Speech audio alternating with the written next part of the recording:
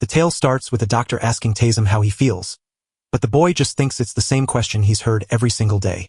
Feeling down, the young man winces as he says his legs still hurt, convinced in his mind that this is the only answer he gets every single day.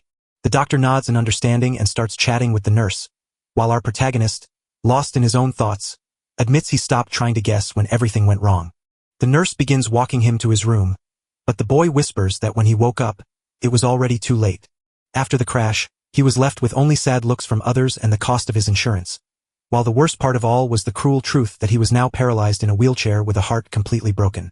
He says the crash was just bad luck, caused by a drunk driver driving too fast and not paying attention. It was the kind of boring, aching day that makes your heart sink. Taum had walked into the convenience store. The young man went to buy beers and snacks, but this day felt different from the rest. As our hero stares blankly at his phone, a truck suddenly speeds right at him. That day was special because he got unlucky and lost his freedom. The young man panics at the sight of what's happening, but before he can do anything, the things in his hands shoot up into the sky and hit him. He says that terrible day ruined his life just as the nurse helped the boy lie down on the stretcher. Tassin says his legs hurt so much it felt like they were being ripped right off his body. Staring at his medicated hand, the boy knows he has no choice but to take the medicine every night to stop the pain. The boy says that while people claim God only gives trials we can handle, he would rather be dead than face this one. After hours passed, the boy received medicine to help him rest at night in the hospital, yet he still couldn't fall asleep. Holding the phone, the boy admits that being paralyzed leaves him with very little to do, so he settles on reading novels as the best he can manage. The boy also thinks he started reading a new book last week while staring at his phone after getting a message that he received 50 free chapters. Townen found that on his saddest days, reading stories with happy endings made him feel better and gave him comfort. After staying up all night with a blank look on his face, the boy thought he was almost done with the novel and would finish it that very night. Tong wraps up the tale by saying the wizardy Don swept through everything in his way until he won and decided to build a brand new world. He wiped away the old world and built a new one just how he wanted, erasing everyone's memories so they could live happily ever after.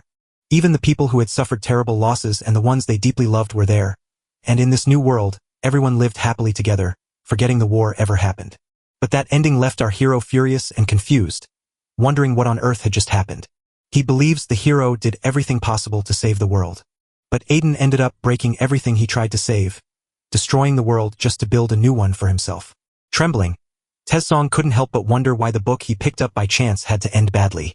The boy throws his hands over his head and starts crying nonstop, asking why he can't ever find happiness no matter what he tries. He convinced himself he didn't care about the book's ending and that even if he woke up tomorrow, he'd never feel a happy one again. So the only choice was to close his eyes and face reality. But just as he was about to get the four, a blue light suddenly flared up and lit up the whole hospital. A holographic window pops up to announce that the wizard who rules the world has started his mission, and you can see someone with clear eyes waking up. Tom, who was totally different when he first woke up, is now completely lost and doesn't know what is going on. He felt like he'd just read a message right before him and can't stop wondering what it said. Staring at his own legs, the boy wonders if the pain is so bad it's made him see things. But when he glances to the side, he realizes he isn't in the hospital he was used to, but in a completely different house. Looking at the old, rough look of the house, Tis starts wondering where he is and what that place really is. The boy says he fell asleep in a hospital and is trying to make sense of what's going on. So Ta asks if he's dreaming while he starts looking for his phone. While looking for his phone, the boy spots a pot of water, sees a stranger staring back at him, and sweats nervously as he realizes his face has changed into that of a brand new person. Our hero began shaking out the water bucket to see what had turned his face into someone else's. Something even more shocking happens because, as he realizes what he's doing, the boy sees that his legs have just moved on their own. Sudden holographic particles materialized before him, leaving the young man bewildered until the system screen flickered into view, displaying a series of messages. Taum stares at the strange tech he's never seen before and starts to wonder what it really is. The system whispered that this was the realm of a wizard who rules the world. From this point forward, our hero must live life as Mord Verars. Spotting that, the boy realizes it's the title of the book he read just last night. Mord is just a supporting character, but the boy learns a dark truth. If Mord dies, Taze will die too. Our hero starts taking in every new twist of the tale, nodding as if to say, yes, this really is happening. The boy stared at his own legs in disbelief, unable to decide if what he saw was real or just a dream. Townen keeps moving his legs, excitedly saying that before he couldn't even feel them, but now he can move them. Now the boy could stand up, revealing that his new body was incredibly strong and fit. He could not stop sweating, feeling every single thing around him, even the ground beneath his feet. The system flickers back into view, popping up in front of Tessa to tell him it's pulling up some info. Our hero is jolted awake, and suddenly a flood of facts, Mord's memories, and the whole story rushes into his mind. As the boy presses his hands to his head, overwhelmed by the flood of memories from Mord's life unfolding before him, Tong tells him he can finally see how that story ended in the book. Mord Berners, a son of the strange Verer family, and a warrior destined to become a mighty force in the future. He was the powerful family patriarch's illegitimate son, a threat so huge that even if Aiden and his team joined forces to fight Mord, they might still lose. But just as Mord was deep in a ritual to take full control of his mind, the hero and his friends suddenly jumped out and attacked him. In the end, he remains just a supporting player, yet after everything he's seen, Tan can't help but wonder why he became Mord. The screen flickers back into view and tells him that Tan must change the world's destructive fate, finally granting our hero's longed-for wish. When he read the word wish, his eyes lit up because he immediately realized how much he could do with it. Our hero hesitates, unsure if his greatest wish is real or just a trick, and since the system warned of a dark fate, he realizes the hologram was talking about the novel's ending where Aiden destroys the world, meaning Tissam must save it instead, so he needs some time to think. The young man admits he might just be dreaming from exhaustion with his old life. T remembers the days of his past life, when being stuck in a wheelchair felt like an endless, frustrating cycle he desperately wanted to break.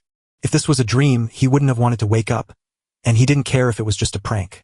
Before he even finishes wishing, the boy admits he wants his body to be just like it was before the crash. In truth, he wasn't going to settle for just that. Once again, the young man recalls the system's command and, as he ponders, believes he knows everything about the novel that the world-dominating wizard is writing. With all of Moore's power and talent, changing that destructive fate was worth the risk as long as his wish came true. Finally, our hero declared he wouldn't just try, he would win no matter what. The story of Morris keeps going, revealing that he is a bastard son and part of the bloodline of Arctic Virus. Not knowing who his mother was, the boy had a hard life because she died just a few days after he was born.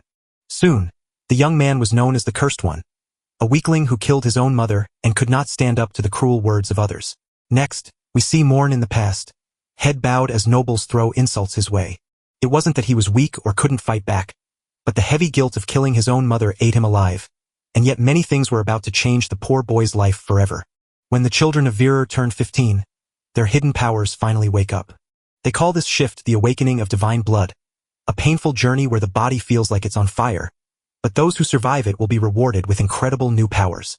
But for anyone who wasn't truly part of the Archus family, their odds of surviving the blood awakening were less than 5 in 10. Mord was unlike anyone else. After the new blood woke up inside him, he gained such huge power that he became incredibly strong. Tong clutches the letter that tells him if he makes it through his 15th birthday, he must head straight to the Vera family's main home. Our hero tells us that Mord read his mother's final letter and headed straight to the Archik family's home. He agreed to take a test to prove himself to a father he'd never met, and now, as Tessong's memories in Morn's mind, the boy is convinced he must have arrived at the Vera house the day before. Thinking that Morn is just a side character while Arctic Verners is the real villain, the boy says he knows everything about that family. With so many direct descendants already in the family, Mor, who is the son of a bastard, would be hard to welcome since they would likely despise him. Because he grew up without parents, the character was desperate to prove he was the son of the famous Archduke. But his father only cared about using him, and after surviving the awakening of new blood, the boy became so strong that even the protagonist would struggle to defeat him in a fight. While Taong sees this test as a chance to unlock his new body's true power since the supporting character never showed it in the novel, a bearded man suddenly enters to distract him and ask if the boy has forgotten what day it is. Zhang believes that Todd, the instructor Mor once knew, is the one who will personally watch his test. The muscular, scarred man with short hair and a beard stood imposingly, asking the boy what he was doing standing still. The boy saw the man was really fit, so he walked up and asked if his name was Todd. For some reason, the man felt the whole thing was strange and wondered if the boy had changed, acting different than he had yesterday. Todd stared at the boy and thought that while the boy's eyes looked different than yesterday, he was probably just imagining it. Todd asks Mor if the young man forgot about the test explanation, but Vera replies that he has no idea what kind of test was supposed to happen. The soldier says this is just a test to find out how far the boy can go, and since the young man is so strong, the soldier assumes he must already know how to fight. Sweating from the stress, Tissan realizes he's barely gotten used to his new body and is already forced to fight. Thinking he had to fight for his life, The protagonist instead felt a rush of excitement, seeing the battle as a chance to shine. Feeling nervous about what was coming, Tong declared that he wanted to test his new powers, and this was his first real chance to do it. A short while later, the boy follows Todd on a walk through the woods. The instructor wondered if I'd forgotten his lesson from yesterday, but Mort was confused until Todd reminded him that I'd already agreed I'm not Archic's son. So I nodded to show I understood. Warren felt that while Todd spoke of the secret codes for outcasts, those rules made no sense when rumors were already flying through the air. Whispers say the Archduke has already met Moore, and soon everyone will find out which rogue bastard will join the official warrior ranks. Several strong students stood nearby as Todd walked up to them, telling them he had arrived and seeing that everyone was already there. Vernadar stayed quiet and watched, while one of the other students wondered if the newcomer they were watching was the one being tested today. Meanwhile, Morn suspects the other students look too young for regular training and are likely secret fighters. Todd mentions he already knew our hero could fight, noting that Vera's style was far different from regular warriors. The young man, looking very serious, starts to explain that Werner only use weapons when they are well-trained and ready. Once they are trained, they stop relying on normal weapons and gain something truly extraordinary. With that family style, they will fight using just their bodies, hands, and powers. Todd agrees, saying that while non-Werners use weapons, the others learn how to fight instead. Ward was sure he already knew this, since the Vera family ruled the continent as the greatest warriors by mastering only hand-to-hand fighting. Our hero starts to feel that it's nearly impossible, yet no weapon in this world can ever match the raw strength of the Verers, no matter who the blacksmith is. Tada explains that this test will decide which side the warriors will join and how they will train. Then he asks a student named Vince if he is ready. Vince nods, says he is fully prepared, and walks toward the center of the training area. Todd tells Moore to take on Vince, saying the fight will decide the boy's future, and he must go all out to prove he has the Werner blood. The two boys lock eyes in silence, and Vince starts to study his opponent closely.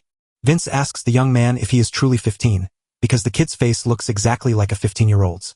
But something felt wrong since the boy was so big, so Vince started guessing who his dad was, made fun of him, and then challenged him to a fight. Tong whispers to himself that Mord isn't the only troublemaker around, admits his father wasn't the only one who wandered off course, and resolves to rely on raw power and strength to fight his way to freedom. Knowing that in this world, power is everything and a quiet life is impossible, because he can see the dark future waiting ahead. Bernard stepped into a fighting pose, shouting that he needed to show his skills right then and there, but the blonde boy was shocked as our hero rushed forward with a punch ready to land. Vince barely dodges Vince's sudden surprise hook, leaving him feeling a bit shocked by the move. The boy broke into a sweat, realizing he knew more about fighting than he thought, as Tezen spun around to show his surprising speed and prove that the boxing lessons from his childhood were finally paying off. He picked up this fighting style just to kill time, but it worked better than nothing, so with a spin the boy kicked his opponent, Vince. The blonde fighter holds his guard to defend, but gets thrown so far away he can barely stop his fall. Frustrated by his defeat, the boy grudgingly admits Moore was a fierce fighter before stubbornly getting back on his feet to try again. The young man told our hero that he was lying about not knowing how to fight and was probably trying to use that against him. But Tong doesn't get it and insists there's no reason to lie. Vince still insists Moore is lying, just looking at how he stands. Mord surprises everyone by admitting he only copied what others did, which makes the blonde boy instantly furious for no clear reason. Suddenly, he lunges at his foe with green energy crackling in his hand, leaving our hero shocked. A rival bastard son asks Vince to stop using his magic, but the instructor cuts in and tells them both to keep fighting. Even though the student is terrified for the hero's life, the instructor insists again that the two must fight. Mort feels a spark of surprise seeing his rival throw mana back at him. Even so, the young man steps into a fighting stance without a second thought. Vince, fuming with anger, asks how that jerk dared to insult him. The young man vows to stop holding back from that moment on, so our hero must be ready to face the lesson he is about to learn. But Mort is so fast that he easily slips past Vince's mana-fueled punch. Vince was so stunned and scared that he couldn't understand how the boy dodged the attack or why a beginner like him had such amazing skill. Just as our hero was about to speak, Vince kept pressing on, wondering how that guy could so easily guess mana moves and future steps. But the boy just looked at him and finished his thought by asking if it was now his turn while starting to swirl tiny bits of magic around his hand. Then he vanishes in an instant, leaving Vince shocked and on high alert despite his years of training, as he realizes he is losing to someone who just started learning. Just then, Vera lands a heavy punch right to Vince's stomach, leaving him gasping in pain from the blow. Vince goes limp and gets flung across the room like he weighs nothing at all. Everyone, from the other guys to the instructor, stood frozen in shock, staring at the scene they couldn't believe their eyes on. Todd realized he had mistaken that kid for a beginner, But the boy launched Vince like a warrior. Watching more from behind, the instructor tells us the boy was truly amazing. After beating his opponent so hard the boy couldn't even fight back, our hero starts walking over to the kid lying on the ground. Moore stops in front of Vince and just stares at him in silence for a long time. The boy thought he'd have taken a terrible hit if he hadn't dodged Vince's final strike. And in that moment, he finally figured out how to wield that power. But the blonde, sitting on the ground, begins to clench his fists into tight balls. Moore steps into a fighting pose and asks the blonde if he can even stand after that hit, noting that real warriors are different. Tessin sees that Vince, barely awake, is still fighting hard, and the boy is shocked to see how determined he is. One student asks his teacher how Vince lost to a beginner with a single hit, and everyone wonders where that boy came from. He turned to his instructor, admitting he couldn't control his power and feared that keeping the fight going would mean killing his opponent. Todd drifts away in thought, reminding everyone that while Morn was just a student, he was the one who taught them. The man believes an instructor's job is to push students to their absolute limit to see how strong they really are, and no student should ever be able to beat him. But he had no idea what would happen if those two ever fought. To stop the mix-up, Todd calls for the fight to end. Another student helps Vince up. The instructor angrily questions Todd about his lie, but Moore is left confused by the whole thing. Todd heard the boy say he'd never learned to fight, but what he just saw proved him wrong. Moore says he never learned to fight and never lied a single time. But the instructor insists it can't be true, saying no one who has never learned mana combat could suddenly use it in a fight. Verars tries to hide the truth by claiming he didn't realize the mana was there, explaining he can only use such power when he is furious and had no idea what it was until then. Todd doesn't buy that story and asks the boy if he really thinks an instructor with decades of experience can be tricked with just an excuse. Still keeping his secrets, the boy starts telling Todd about how his blood woke up and what happened next. They told us that Mord could already use mana before he awakened, which is why he became so talented.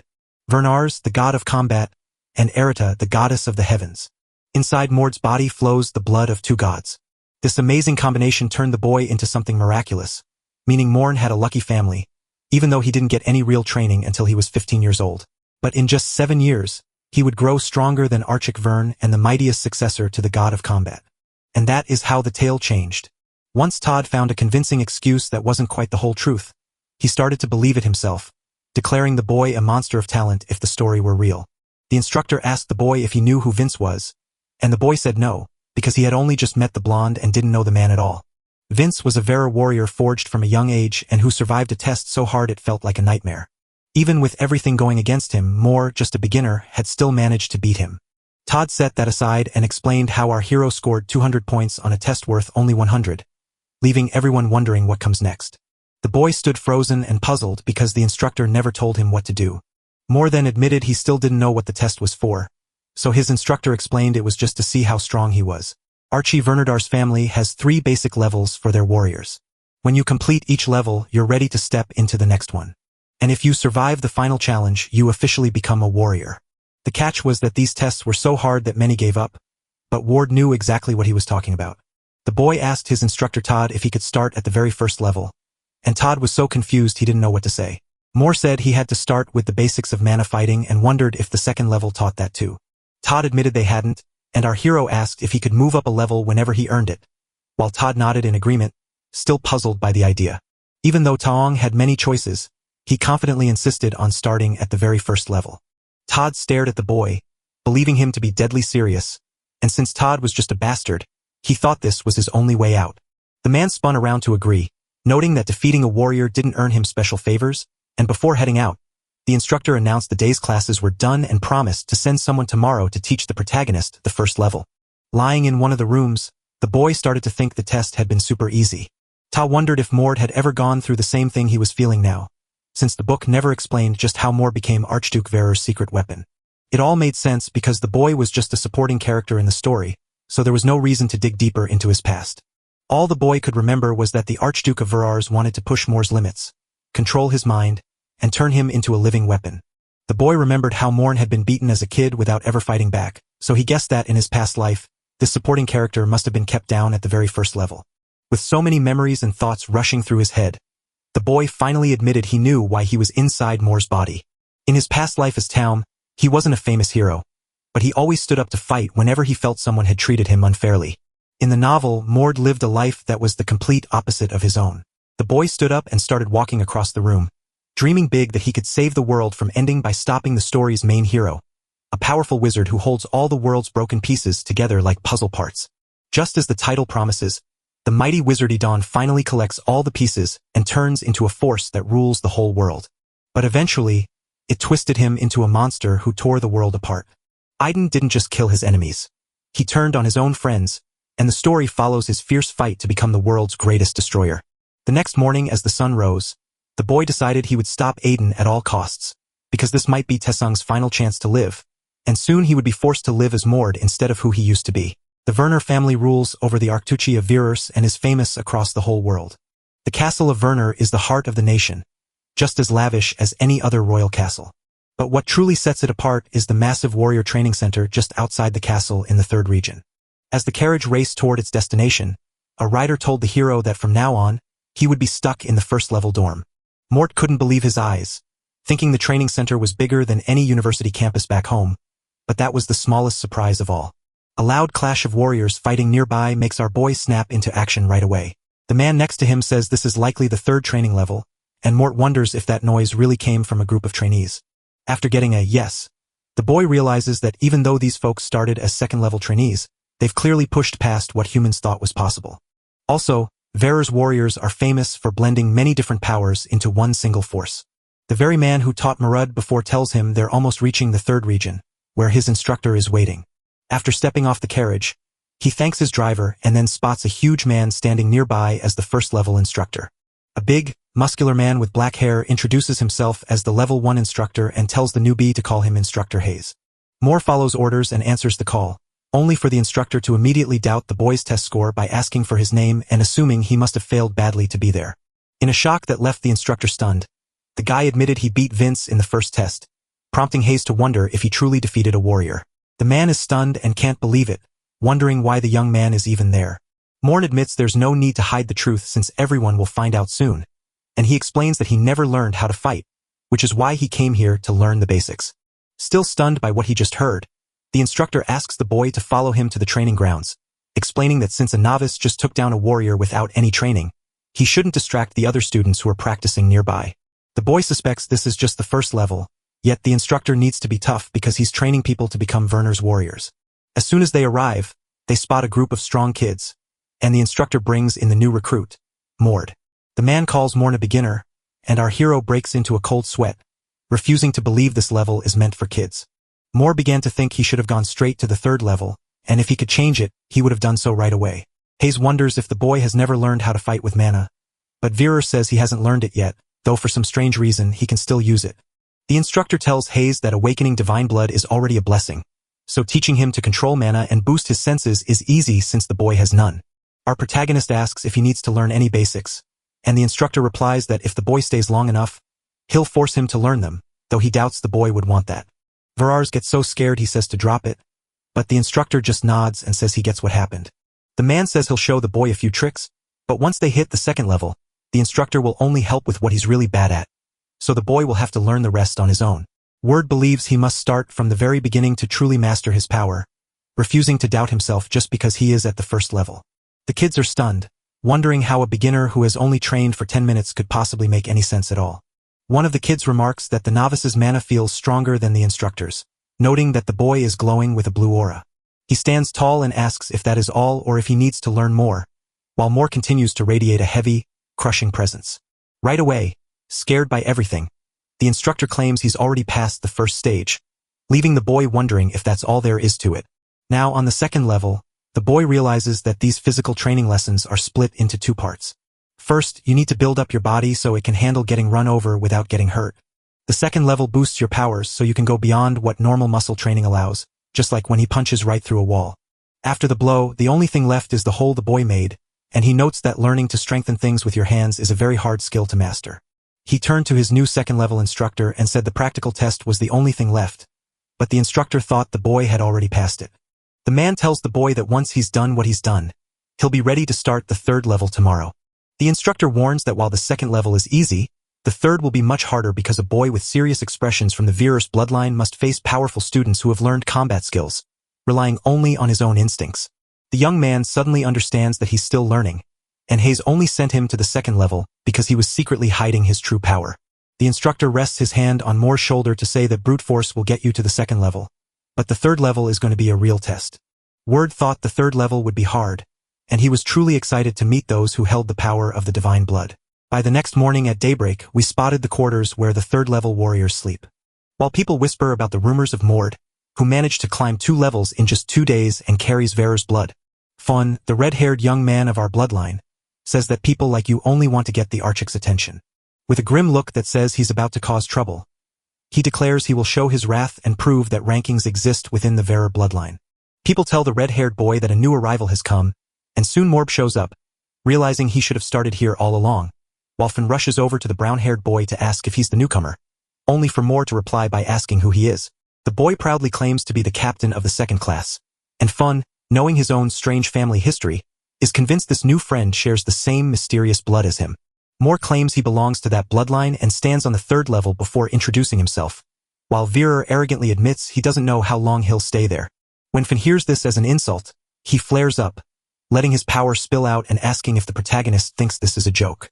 Moore waves Fian off, insisting he wouldn't have shown up if he thought it was just a joke, but that only makes Fian even angrier. Vera says he isn't ready to fight and asks Fawn to calm down, but the boy snaps back that it's natural for someone from that family, since Mord is already feeling Vera's aura, and Moore refuses to be scared by a weakling, only making Fun even angrier. The boy starts swirling a red glow in his hand and asks Morn if the world will actually bend to him just because he woke up. Fawn's eyes glow blood red and his anger spills out, leaving him so furious he can only see one goal: to crush that beginner. Other students started laughing at the nervous beginner, claiming that no one could stop Fawn, and that the boy would barely survive unless an instructor stepped in to end the fight. Fun tells Moore he won't hold back, since our hero shares the Vera's blood.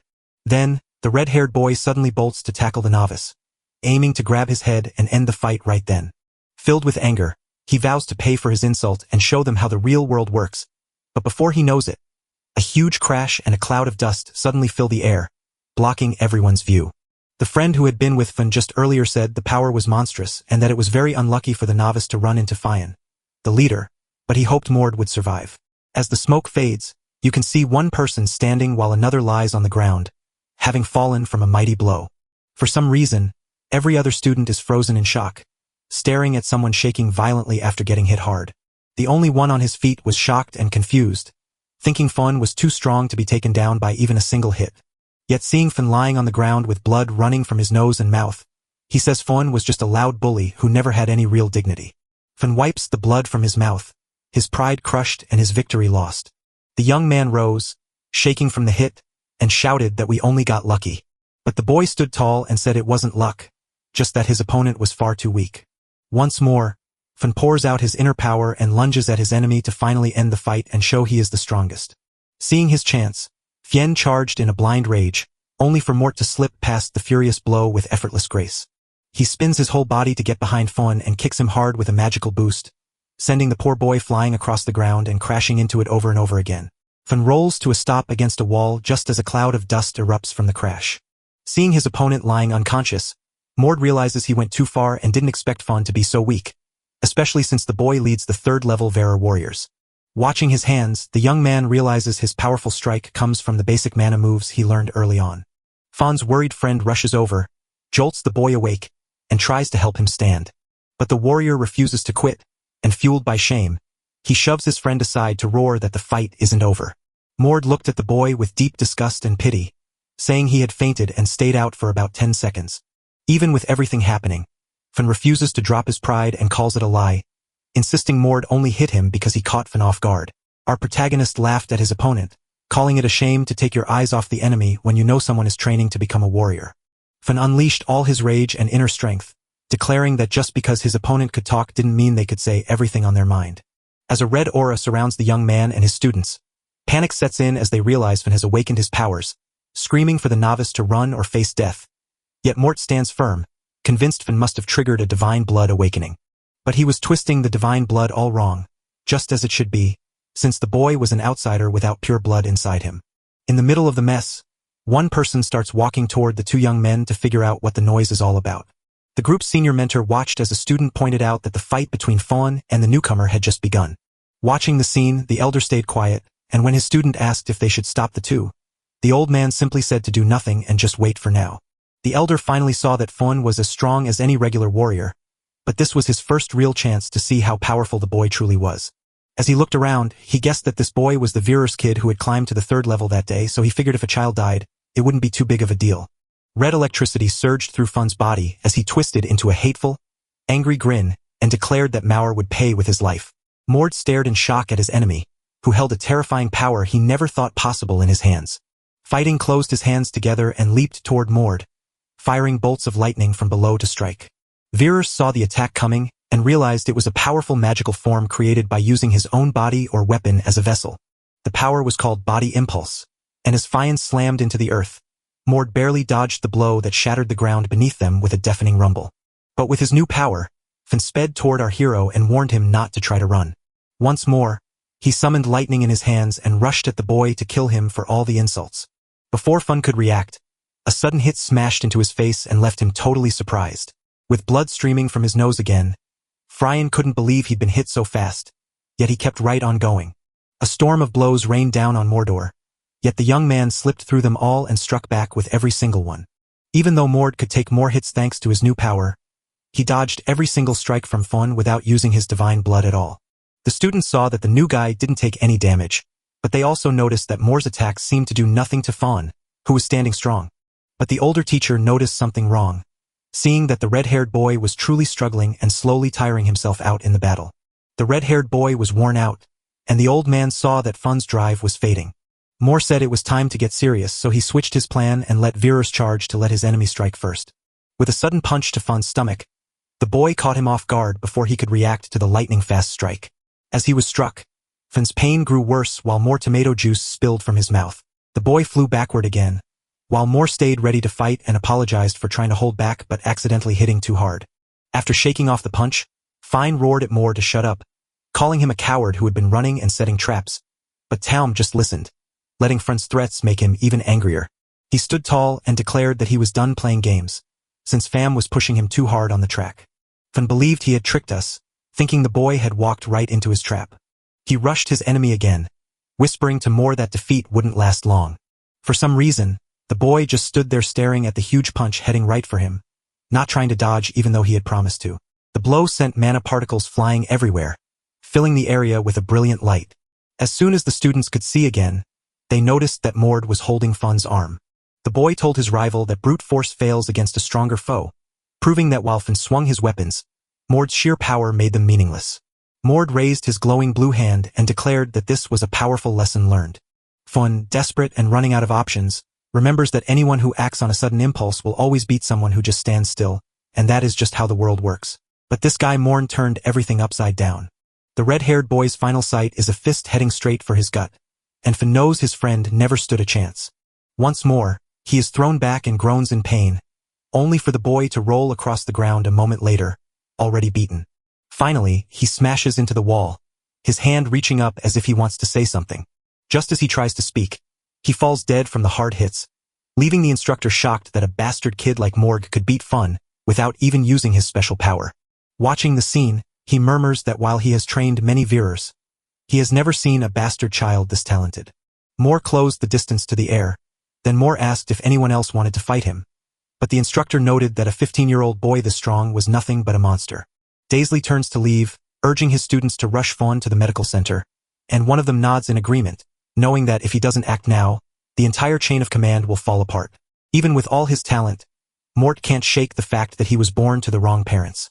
Thinking of Mor as a tiny puppet, the old man decides he must find a way to control that boy at any cost. Our hero starts to explain that Finn got hurt badly in yesterday's fight and now has to stay at the medical center. The boy took such hard hits that he slipped into a deep sleep and still hasn't woken up. As a result, Mor was locked away alone for 4 days, where he spent his time reading about fighting techniques in a book. Slamming shut the book he was reading, the boy grinned, noting that this theoretical combat test felt ridiculously easy since his past life postgraduate studies meant he could breeze right through it without breaking a sweat. The boy stretched, complaining that staying in the dorms was boring, so he decided to head out and practice his mana combat. A shadowy stranger steps forward to tell Mor that they've already caused a scene in the 3rd level. When our hero looks up, he realizes the stranger is Todd, and he turns to his instructor to ask why Todd is here, only to learn that the Archduke wants to see him. Our hero was lost, wondering why anyone so important would want to meet him, But the man simply said he would know once he arrived at the right place. Todd adds that the boy doesn't need to change, since the Archuk doesn't care about fancy manners and is perfectly happy with him just as he is. Our hero agrees, figuring the archvillains don't bother with fancy rules, and then they head out. Todd says that rumors are spreading everywhere about how the boy breezed through the first and second levels without expecting such an easy time. He also says that he thinks the boy is very smart and believes everyone else agrees too. Moore doesn't get what his instructor is saying, so he asks what he's talking about, and the man replies that it was all a trick to get the Archuk's attention. But surprisingly, Moore shakes his head and insists he'd never trade his morals for the Archuk's notice, claiming that if he just wanted attention, becoming a mighty warrior would be the easy way to get it. Todd believes the boy isn't wrong and thinks these actions are better than the ones he has done before. He then tells his student that the Archuk heard the report, got curious about what happened, and became interested. Tessin noted that beating a Werner would surely catch the Duke's eye, so he wasn't shocked by it. As they near the Archuk's training ground, Todd warns the boy not to mess up. Once they step out of the carriage, the two of them spot a fight happening right nearby. Our hero's dad stands protected by a pink glowing shield as warriors rush him, and he stares at the long-haired giant named Arkhug Virus, recognizing the massive power radiating from him. The warriors closing in on Virus rush forward to smash his protective shield, and everyone strikes at it right away. Even though cracks are spreading through it, nobody is able to break it apart. Seeing his guest had finally arrived, the Archduke declared it was enough and began to move. A swirling ball of red energy begins to take shape in his hand, drinking up the magic around him until it glows deep crimson. Right then, the tiny marble in Virus' hand suddenly popped open and became a giant soccer ball. The huge ball quickly turns into a giant magic orb that sucks everything nearby right into it. For some reason, seeing this makes Ward realize what the power is, while Vera gets ready to finish his attack as the boy explains that it's a strong move that turns hits of any kind into a shockwave to push enemies back, and then the huge magic sphere shrinks into his palm before he blasts it at his foes like a burst of energy. The explosion carves a huge hole in the wall, sending a thick cloud of smoke up while blasting everyone else backward. The boy realizes the combat god's reflector is the name of this power, and he thinks his father, Verars, is still working on making it better. Once the man launches his attack, he realizes it isn't enough, but our hero sees that even this unfinished power is already terrifyingly strong. Turning to face the instructor and his son, the Archuk apologizes for keeping them waiting, and the two quickly kneel to bow before the Lord. The man walked over, sighed with relief, and told the boy that since he'd brought him here, he didn't need to stand on ceremony anymore and could just rise up. Standing before his son, the man loomed like a giant and told him he'd heard about the boy's strange antics at the training center. He gently lifts his son's chin and asks for the boy's mother's name, and the child tells him it is Rei. The man says he remembers her and points out that the young man looks more like his mother than his father, then asks if he has already awakened his blood power. Werner also heard that Mord once took down an impulse user using only his body, so he was eager to see just how strong his son had become, but suddenly the art called out for someone named Kessner, and a young man stepped up behind him to address him as Your Majesty. The father insists our hero must battle Kessner for Mordor, but the boy wonders if they really need to fight a young man like him. Upon hearing this, the man explains that the boy is his son who just arrived and asks his subordinate to go easy on him, while Moore notices that his opponent was one of the Archduke's trainees. Nessner tells the boy to follow him to the arena, letting him pick whatever weapon he wants to use and promising to wait right there until he's ready. Yet Taeyong says he doesn't need any. Morn steps into a fighting stance and says he only knows how to fight with his fists since he was never taught to use a weapon. Kastner lets out a small chuckle, underestimates the boy, and asks if he's really serious. Right after that, he lunges at Moore to test what the boy is really capable of. He swings at the boy, but the young man slips away easily. Moore guesses the boy is as fast as the Archuk, and Nur cheers when he sees him dodge without even using mana. A barrage of hits rains down on Mord as he struggles to defend himself, only to realize this opponent is far beyond the level of Vince and Fun. After getting hammered, the boy is sent flying backward but barely stays on his feet, still alive in the fight. Nur lets his blazing aura show and says he loves how our hero fights, even when backed into a corner, because he never stops trying his hardest. Mort sweats from the heat and realizes his powerful opponent must be from the Virer bloodline because he feels the mana being used against him. Noticing his opponent from the Archuks and Terage stride toward him, the boy decides to stop holding back and pours every bit of his mana into his fight, admitting that for someone of that caliber, he has never truly given everything before. Suddenly, a bright blue glow starts to radiate from Ward's body. The bright glows from the two super-strong rivals fought each other like a wild jungle battle. The Arch was stunned by what he saw, and Kessner couldn't believe this was just an apprentice's magic. Tai Sun figured Moore never reached his full potential because he grew up being called the Cursed One, for killing his mother. The boy never got to unleash his full power because the heavy guilt on his shoulders held him back. Now standing ready for battle, the current Mord believes this time will be different since he's fighting to honor the original Mord who never got to unleash his true power. With a fierce look in his fighting stance, Taeyong taunts Kestner and challenges him to come forward. Castor laughs, instantly charges at Mord with explosive speed, and declares he's about to teach him a lesson. Mord blocks the blow with his arms, keeping the enemy's strike from hitting his face. Nur respects his rival, realizing the Archshook's interest in the boy was just a trick based on old rumors. But all that thinking came too late as the man pressed his fist against our hero's guard and struck with a move no one knew. Once more, Mord is knocked back, wondering how he missed the block and guessing it must be a move that doubles the power of the hit. Kestner won't let him catch his breath, insists the boy has plenty left to learn, and rushes in again to end the fight. Before Mord could even realize how much stronger his opponent was, a huge blow slammed right into his stomach. The boy hits the wall hard from the punch and spits out saliva. Kestner offers a small smile, letting the boy know that since he hasn't even begun, he'd better not let him down. As the dust settles, the Archix knight sneers, asking if that was all your hero had. Still in pain from the attack, the young man struggles to his feet and realizes that the man is far too strong to fight, even without using his special power. As he pushes himself up, Morn thinks about tapping into his divine blood's power, but he quickly stops himself, knowing his enemy would do the exact same thing if he tried. Kestner gets annoyed and tells the boy he's thinking too much about it. Morn stays quiet, groaning with pain and wiping blood from his mouth after the hit. When silence falls, Kestner's anger boils over and he yells that if the boy won't fight with all his heart, he'll force him to, charging forward once more. Nur realizes the young man is ready to fight for real, so our hero lifts his hand to strike him down. But the man slips away so fast that the boy ends up punching the dirt. Thrilled by the fight, Mud declares this is exactly what he wanted and leaps back into action, deciding to show off his true power after finding getting beaten too boring, launching a wild, invisible flurry of punches right back at his opponent. Kestner dodged the hit and told the boy he wasted too much energy with unnecessary moves. Looking up from below, the man says the young man has great talent, but his fighting moves are still those of a beginner as he starts pulling mana into his hand. The man throws his punch at his foe, but it only lands on his forearm. Kestner said he was sure the boy wouldn't fight back any longer. Morb replies that he expected that move, then blasts his opponent's weak arm with a powerful stream of magical energy. But Kestner is shocked to find that the blow to his arm is the very same move he used earlier, turning it into a deadly double attack. The man saw that his rival had blocked his strike on purpose, then copied the move so fast it left no time to react.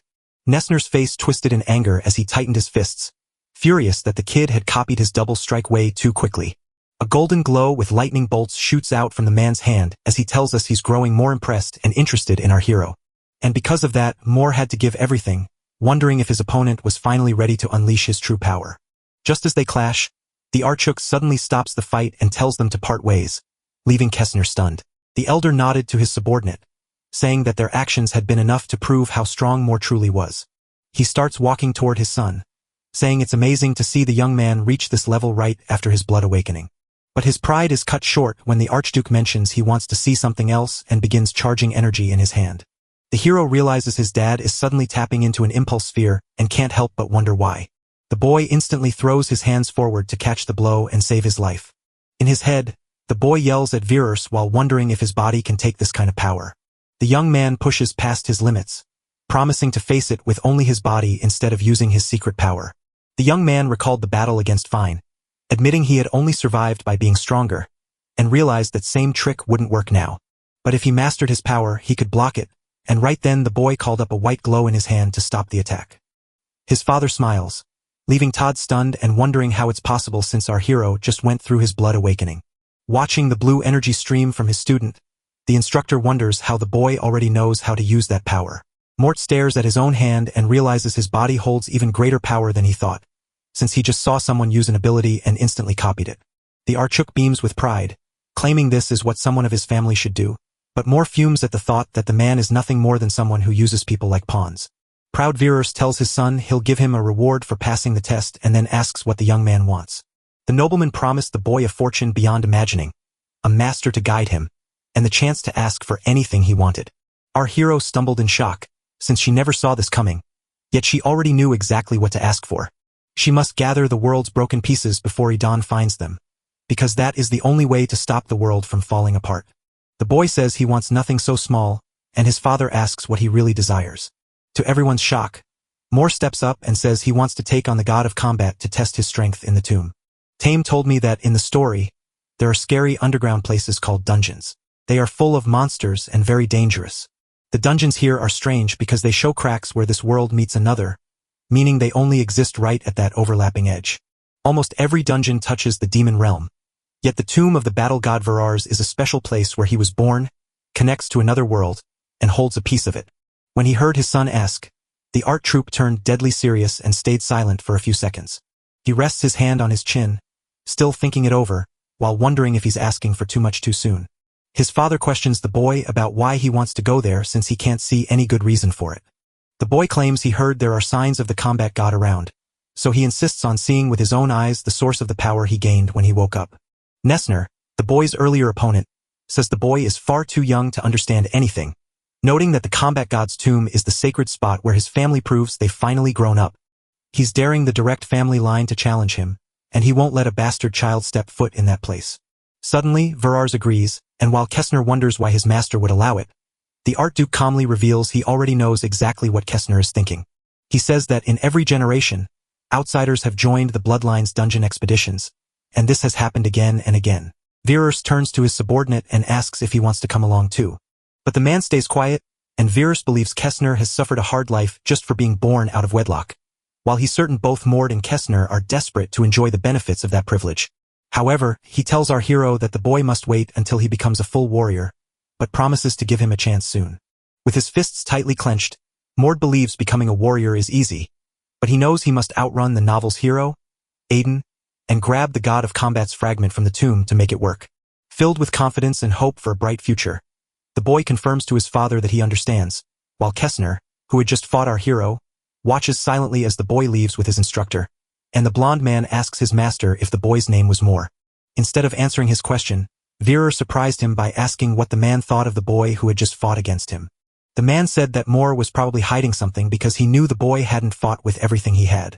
Verars, hearing, replied that Mord gave everything to stop the impulse sphere and learned that power the instant he got it.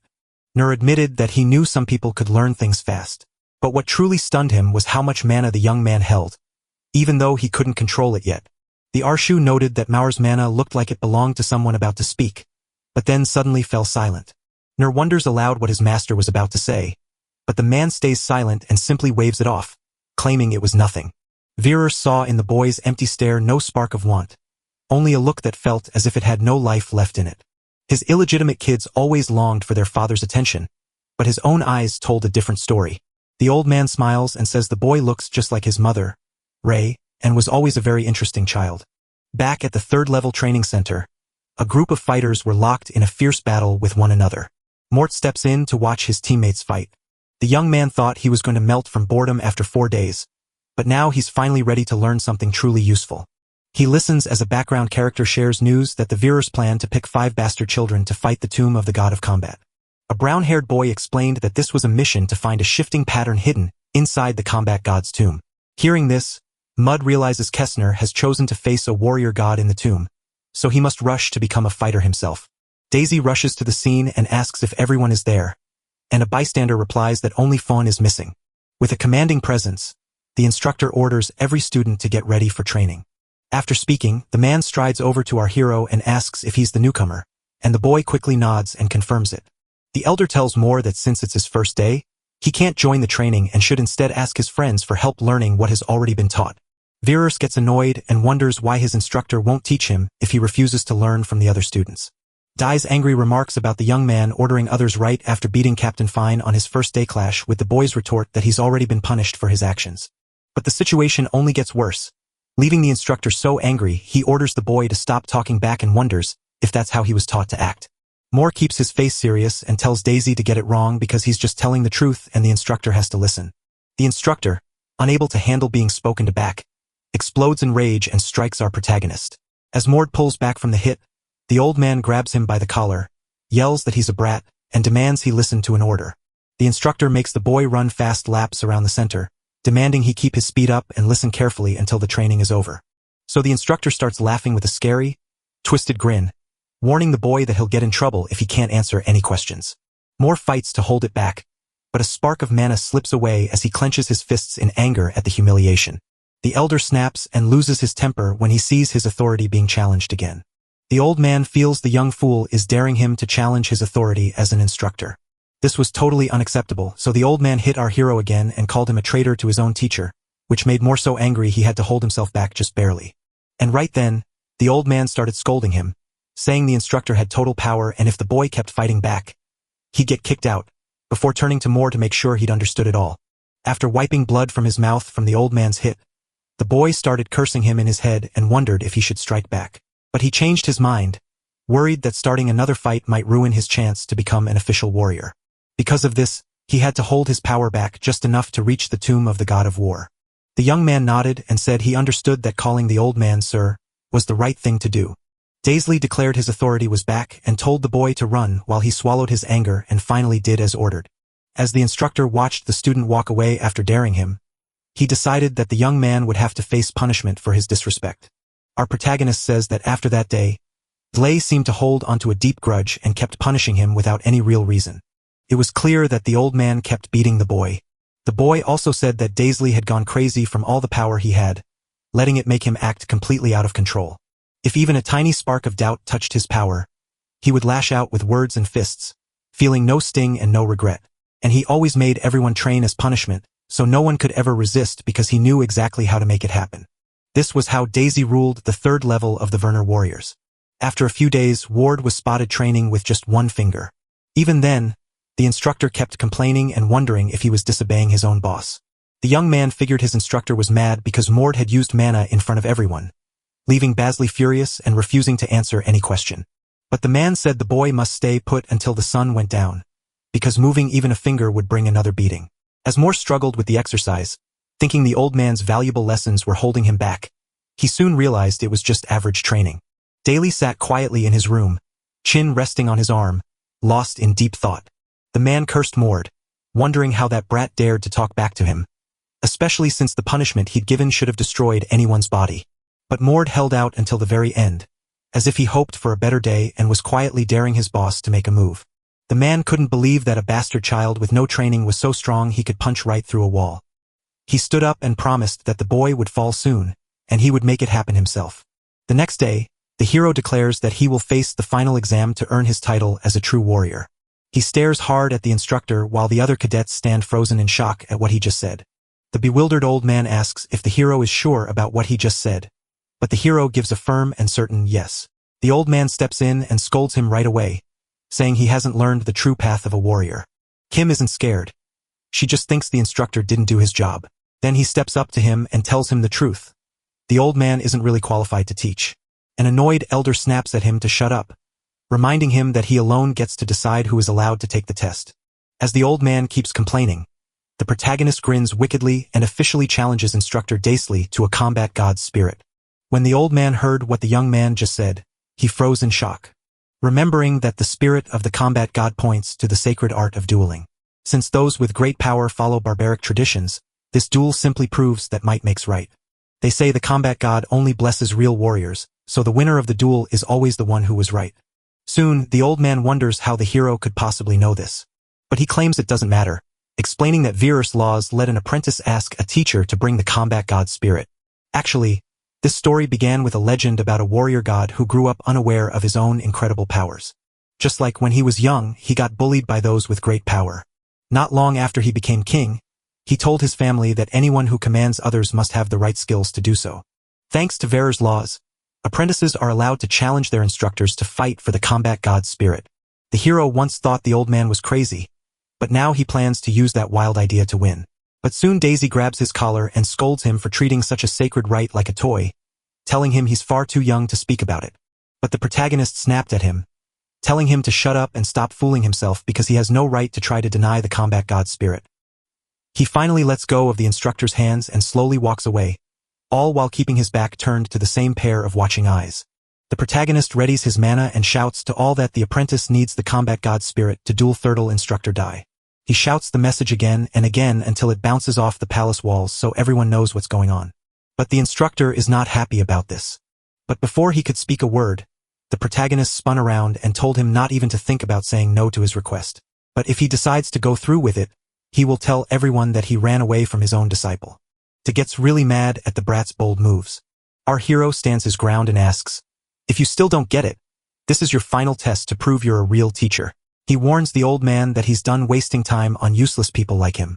Sensing the heavy pressure radiating from the young man, the instructor starts wishing he'd worn brown pants and worries that the guy didn't show all his power when he faced Fun. He thought he was finally ready to let it all out, even knowing he was just a talented kid. Lei claims he'll regret his behavior and starts getting ready for the fight, but the hero cuts him off, declaring that since the challenger picks the time and spot, the battle will happen right there in an hour, so they won't waste a moment on useless people like the instructor. As he starts walking away, he promises not to stop the man if he wants to run. The instructor was terrified, wondering where this crazy person came from. A bit away from the training ground, shouts echo through the air, catching the blonde man at the window's attention as he wonders about an apprentice daring to summon the combat god's spirit against an instructor. The man knew the boy wasn't an ordinary child, but he never thought he could entertain him this way. Soon he calls his servant, who quickly replies that they are on their way to the third-level training center. Then we find out that the man we met a few days ago is the same one we are facing now. Walking toward the training center, we see a lot of activity with two others standing in the middle of the hall. The main character looked totally relaxed even as everyone around him wondered if he was really the man who asked for the combat god's spirit. We also see Instructor Dai standing ready, fully geared up with weapons, shields, and armor. Mort steps forward to say he chose to fight rather than run, only for the instructor to threaten to break his arrogance by force. But the threat falls flat when Mort retorts that a barking dog never bites. The instructor gets angrier every time the young man talks back with such rudeness. Yet the boy just smiles peacefully. Suddenly, someone rushes in asking if they're late because they thought they wouldn't make it on time. Soon, they both see it's Mr. Kessner and wonder why he's there. The instructor starts to suspect something is wrong because the protagonist talks so calmly to the official. Seeing the boy knew the official, he realized he wasn't being arrogant but was backed by someone powerful. Kessner says he heard what was going to happen there, so he asks what he's planning by requesting the combat god's spirit. Moore replies quickly, saying the man is failing his duty and harboring only hateful thoughts in his heart. Kessner can't help but chuckle at the funny way the protagonist moves.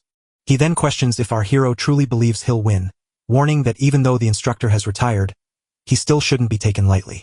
The old man steps in and vows to keep beating the hero until he begs for mercy, but insists they wait until his witness arrives before the fight begins. But Casimir quickly asks the instructor if he can be the new witness since the other one hasn't shown up yet. When they heard this, folks in the training center started wondering why Mr. Kessner wanted to stand up for the boy. Even the instructor is baffled, and the blonde man asks if he really isn't qualified for the job. The old man is startled and quickly turns away, claiming that Kessner is simply too busy to talk. When the man called him by a nickname, the blonde guy got worried the instructor was being rude and told him not to mix up respect with being weak. This makes the old man quickly apologize and bow his head. Of course, someone with a heart as big as his wouldn't be happy to get humiliated. The protagonist quickly apologizes for interrupting and mentions that it's almost time, which makes Mr. Kessner ask what's going on until he realizes the boy is leaving. So he wishes him luck and hopes his long trip won't be in vain. Moore then tells the instructor it's time to get going. The old man, still seething from all the times he'd been made a fool of, demands to jump into the fight too. He says the protagonist overpowered Fian's speed using only his strength and body. As he forged a shimmering aura around his blade, he warned that Mord would soon regret having so little left. This makes our hero's face drop a bit. The old man then keeps talking about wanting to see if Mord can also stop a Sorb with that kind of momentum. Just before he could act, the protagonist called himself funny, which left Daisley totally confused. As Marud readies his aura, he scoffs at the idea that an apprentice would dare challenge an instructor with such little power, then lets his energy explode across his entire body as he steps into the fight with total confidence. This realization hits the old man hard, making him wonder just when Mord figured out how to use body impulse.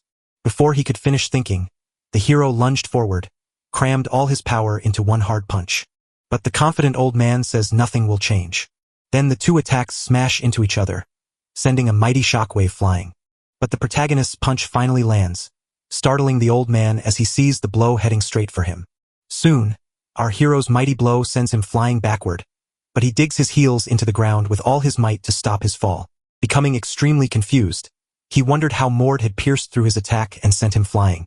But again, the hero steps forward with a fresh strike ready to land. This time, the instructor's shield blocks it. He admits our hero is truly skilled, but warns that those abilities won't be enough to win the fight. Soon, Moore spots something approaching, and the instructor slams his impulse into the shield, launching a mana wave that hurls our hero backward while warning him that despite his strength, he lacks the experience and deep understanding of mana techniques needed to survive. That is why he is still too young to face a fighter who has lived through so much.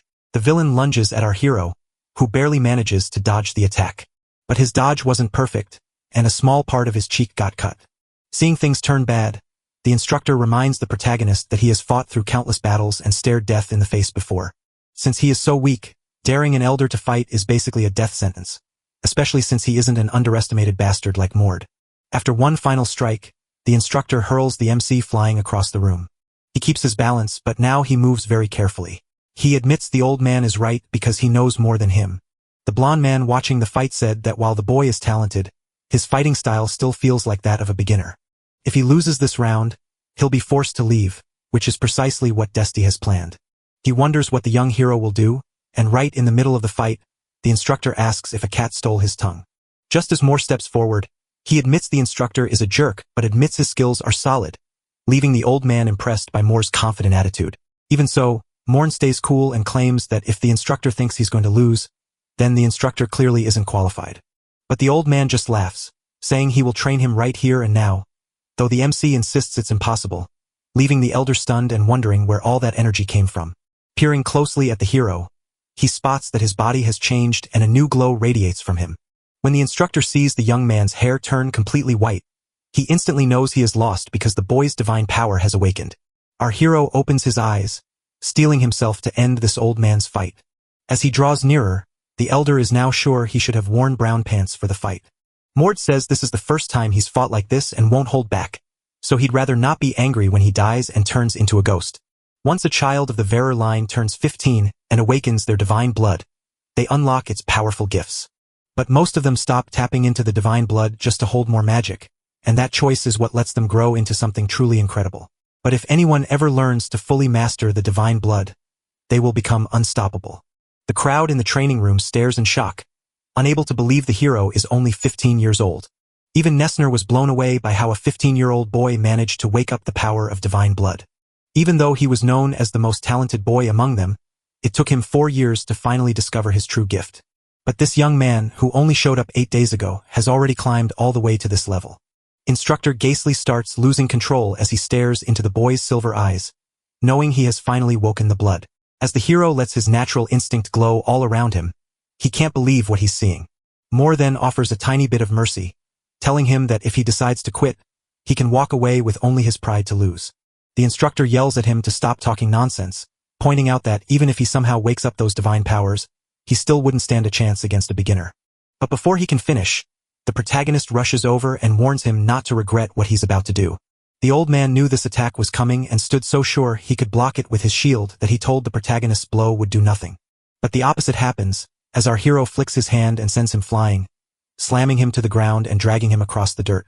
Suddenly, the old man understands that this is the true power of divine blood. Mort worries he went too hard on his attack since he can't control it, while the old man just shook his head and said he lost to a 15-year-old boy. Even with a hurt shoulder, he keeps his pride and refuses to give up. He then pours all his remaining strength into his sword, readying a final, desperate strike. He charges forward, ready to strike with a blow meant to kill the hero. But before he can even swing his sword, our hero is already there, ordering him to drop that pride. Then, amazingly, the old man slips past the blow and stands behind him, yelling for him not to relax his guard since strength means nothing without caution. When it comes to fighting, he knows moves that are way better than anyone else's. A massive explosion erupts after the elder's strike, earning praise even from Kessner, who can't believe how he turned the tables. But the greatest weapon and shield we found was actually our own bodies, because once we awakened our divine powers, even a sword charged with energy couldn't scratch us. In that instant, Instructor Gacy felt pure terror as he realized his decades of sword training were useless against a 15-year-old boy. He then begins wildly flailing it in every direction, only to find it utterly impossible to control. Our hero just stands there taking the hits. He quickly admits he's disappointed in himself because he's both too weak and too proud to admit he isn't the best. When he heard that, Ghastly got mad and charged forward with everything he had left. With just his bare hands, the protagonist halts the sword's swing and explains that descendants of the combat god fight with their own bodies, since nothing is stronger than their own physique. He then asks if the instructor really thinks such an attack will hurt him, squeezes the old man's sword tighter, and unleashes a divine electric shock of over 1,000,000 volts that makes the old man writhe in agony. The old man drops to his knees before the hero, and Mort asks if he's in shock, warning that he will kill him right now if he doesn't accept defeat, leaving Glay terrified and wet with fear, knowing from the start that he could never beat this unstoppable force. He then drops his head in cold silence, admitting defeat before our hero. Right then and there, the crowd starts screaming that Werner's son has been beaten every single day. Even the blonde man was amazed that a bastard son with newly awakened divine blood could actually control its power. Not only did he almost kill his instructor in a god-spirit duel, but he's also clueless about how powerful he could become. As he watches the hero walk toward the gate, he mutters that it was a good fight. From far away, we spot two others quietly watching the fight. The hooded figure praised the boy as incredible, noting that he had heard rumors of his bravery and fearlessness even in defeat. Then we learn the hooded figure is a beautiful woman named Ern of Werners, the seventh in a long line of Verars. Now we travel to the castle of Argic Vernars. There the old man sits on his throne, watching the hero closely. He tells how the young man became a warrior and easily beat Mr. Gacy in the duel. Moore nods and insists he's just there to pick up the reward he was promised. Then the Lord asks if he just wanted the combat god's spirit to hurry up and become a warrior, but the protagonist replies that he simply couldn't watch his instructor fail in his duty. The head of the family walks over and declares that the strong always win, which is the motto of the Verars. That's why he feels no guilt about what he does. But what really grabs his attention is why he kept his powers hidden all this time. Our hero admits he was being super careful with his magic and sudden energy because it was his very first time trying to control both of them. The head of the family thinks that answer makes perfect sense. He knows the hero stepped in just to test the combat god's tomb, and the god agrees right away. However, the president warns the guard to think twice, since letting him challenge the tomb before the announcement will make people complain. When a subordinate dared to offer his opinion, the patriarch burst into anger, demanding to know how he could question his decision, forcing the man to rush for forgiveness while wishing he had worn brown pants. He tells a story where a promise is just a debt you owe. Suveen gives the hero a key to the combat god's tomb, even though he has no idea why he wants to go in there. He kneels to thank the Lord for his win, a tiny smirk on his face as he knows he's finally ready to grab his first piece of the world. The two finally reach the door to the combat god's tomb. We learn that Kessner is the one with the protagonist, and he warns that only one person can enter at a time, with the next not allowed to come in until the first one is dead. Moore is shocked to find the combat god's tomb in the Archic's basement far bigger than he thought, realizing he only knew it was there, not what it looked like. Soon, the blonde man says he can't believe Mord will be the first to challenge it. He says everything is because of Mord, so he must make sure to come back alive.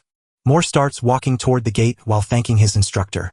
Before stepping inside, he pauses right in front of it because just standing here makes his skin crawl. In the myth of the Virus Archduchy, the battle god Virer had never faced death. So instead, he simply walked away from being human and became a god. The name Combat God's Tomb is just a label that the Virus chose, hiding a secret meaning behind it.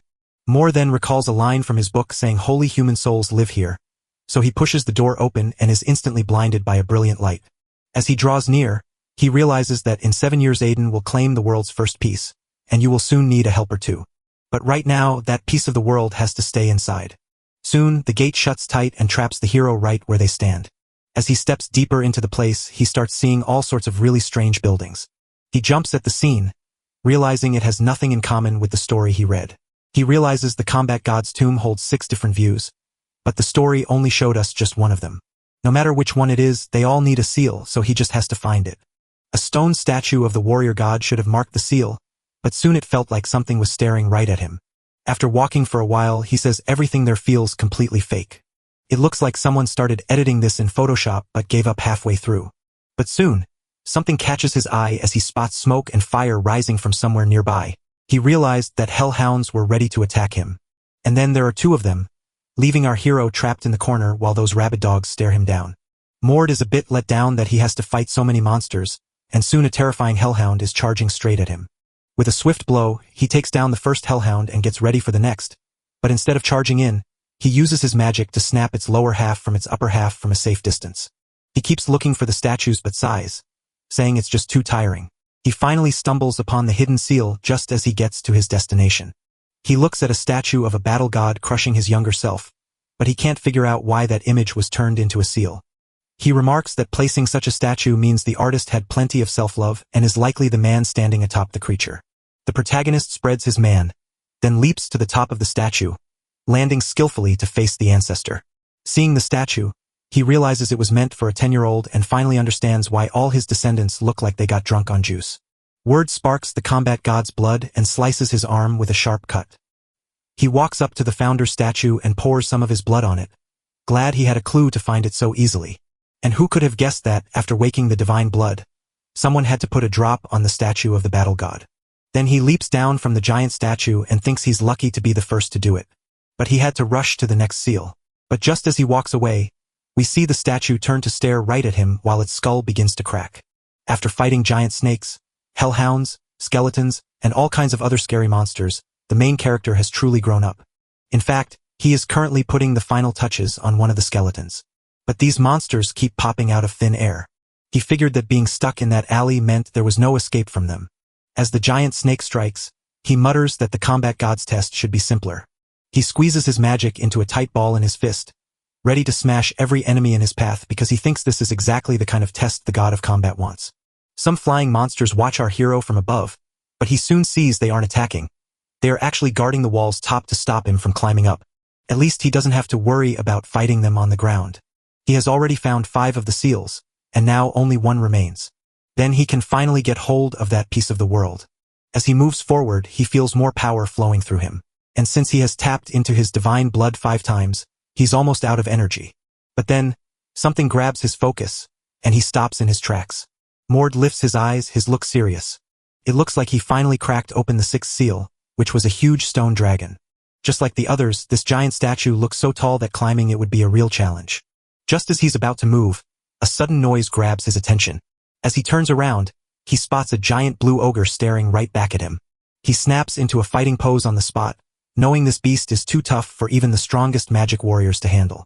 The blue ogre roars and gets ready to crash into our hero, slamming its fist down so hard it instantly cracks the floor. Mord slips away from the ogre's swipe, knowing it's just a regular monster since its height matches the average 4 meters. But the beast standing before him is towering over 5 meters tall. The fight goes on as the blue giant tries to strike the hero while Mord dashes away at top speed to avoid the blows. As he readies his counterattack, he decides that fighting this monster will be far more interesting than whatever trick he just encountered. Mord then launches a wild flurry of attacks on the ogre, even managing to shove the huge blue beast backward. But distracted, the ogre grabs him midair and smashes him into a wall, hurting him badly. At that very moment, he sees that a quick burst of energy won't be enough to beat it. He spots the huge beast rushing at him, winding up its fist to strike. And right then, he realizes he must use that trick. But it might already be too late because the ogre strikes the boy hard and feels like a winner after easily beating his enemy. But then the ogre is startled by the explosion from the crater it made, while the rookie hero speaks up to say he's just a guy with good genes. The blast throws the ogre flying backwards across the ground. Then the hero tapped into his deepest instincts, knowing that waiting any longer meant certain death. The angry ogre stands up, ready to fight again. But what no one saw coming was the hero slamming a giant ball of energy into his fist. As Mord yells at the blue giant to keep quiet, he lands a hit that blasts everything around them and completely destroys the ogre. Even with the victory, Mord feels a bit let down because he had to use the special blood to win. He was sure he could beat it without having to use it. Mord walks away from his enemy, convinced that the dungeon belongs to young boys from a noble family, and realizing that real fighting skill and training make all the difference, so he decides to start over from the beginning the moment he leaves. He climbs to the stone dragon's head and stares at the combat god, wondering if the giant's height is actually a problem. Since his father is a 25-meter-tall combat god who's supposed to be his ancestor, he should be a bit taller, but honestly, it doesn't matter much. He drips his own blood onto the statue, hoping to get a piece of the world. Then time drags on and still nothing happens at all. Mort starts to worry that something has gone wrong because he should have gotten a piece of the world by now, so he decides to go back and check every single statue to make sure he didn't miss one. But suddenly, he hears a voice sighing in disappointment, telling him it hoped his family would have been a bit tougher. As soon as he turns around, he finds a mysterious man staring straight at him. Soon we see the man is the living combat god statue, and he says he would have been sad for his descendant had he stayed there. Our hero steps into the combat god's tomb because he remembers the novel's protagonist finding a piece of the world trapped inside. All he can see is a statue that moves and talks. Our hero wonders if these words are hiding a secret message. He asks the man who he is, but the man ignores him and just wants to know how old Mort is. As Mort's instinct sharpens his focus to uncover the stranger's identity, earning the elder's respect, He surges forward and lands a punch that sends a mighty shockwave through the air.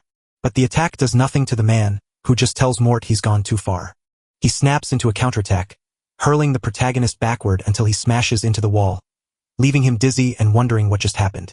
But then he spots a huge figure jumping right at him, shouting that it's time to give him a real welcome. Mort gets hit right in the gut, sending him crashing down to the floor like a cannonball. The force is so powerful that it blows a huge cloud of dust into the air. Soon, the hero crawls out of the crater, bruised and confused, wondering if his eyes are tricking him since that solid statue was standing there just a moment ago. The old man asks if Mort really doesn't know who he is, and the protagonist replies that he is the stone statue of the combat god. But the man quickly explains that he isn't just a statue, but actually the human shadow left behind by the combat god, leaving our hero shocked since the book said the god's tomb held his human remains. This means the tomb was built for his human self, not his godlike form. However, the book claimed the statues were symbols of his life's victories and likely held a piece of his will too.